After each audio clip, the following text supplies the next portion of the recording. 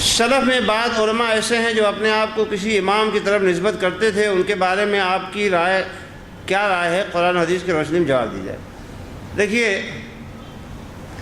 پہلے زمانے میں یعنی صحابہ کے زمانے میں یہ طریقہ نہیں تھا کہ لوگ اپنے آپ کو شخصیتوں کی طرف منسوب کریں، کہ کوئی آدمی بکری ہو یا عمری ہو یا عثمانی ہو یا علوی ہو۔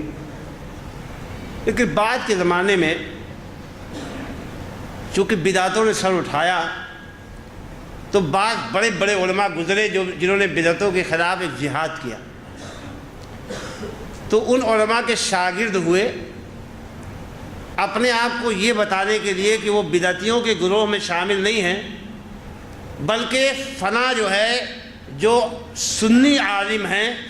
ان کے ساتھ ان کا تعلق ہے، انہوں نے اپنے آپ کو ان کی طرف منسوب کرنا شروع کر دیا۔ یا بسا اوقات شاگردوں نے اپنے آپ کو اپنے استاد کی طرف منسوب کرنا شروع کر دیا تاکہ لوگ جان جائیں کہ یہ فلاں کے شاگرد۔ تو اس طرح کی نسبتیں ابتدائی دور میں ہوتی تھی اور ان نسبتوں میں کوئی تعصب نہیں ہوتا تھا۔ جیسے مثال کے طور پر میں آپ کو بتاؤں کہ امام ابو یوسف ہیں، یہ کس کے شاگرد ہیں؟ امام ابو حنیفہ رحمۃ اللہ علیہ۔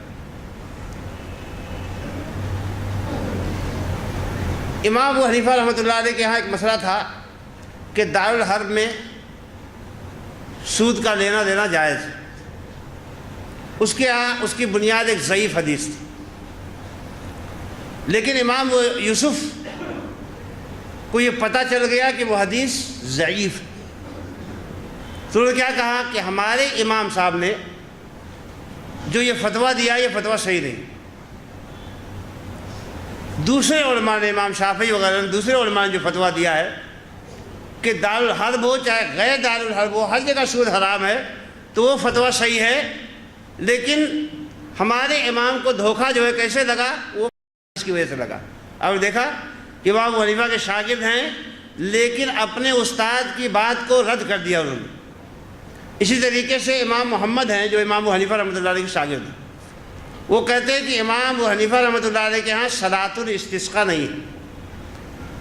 بارش طلب کرنے کے لیے جو نماز پڑھی جاتی ہے، کہا کہ وہ نہیں ہے،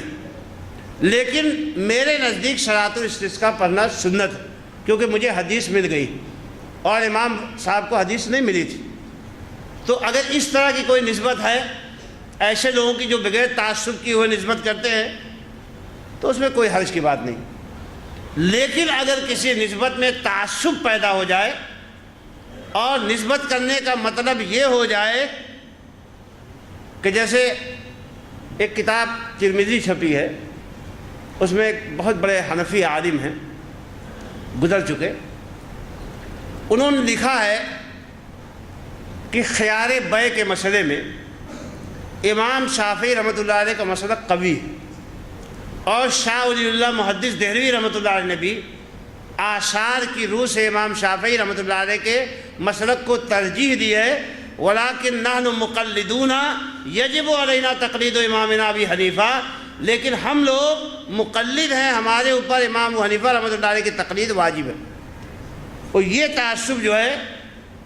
اگر اس تعصب کے ساتھ نسبت کی جائے تو یہ اسلام میں جائز ہے۔ اللہ تعالیٰ، اللہ کے نبی صلی اللہ علیہ وسلم نے